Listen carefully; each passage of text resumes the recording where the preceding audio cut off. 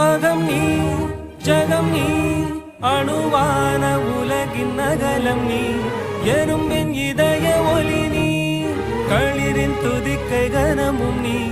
ஆயிரம் கை உண்டென்றால் நீ ஒரு கை தரக்கூடாதா ஈராயிரம் கண் கொண்டாய் உன் ஒரு கண் எனை பாராதா உன்னில் சரணடைந்தே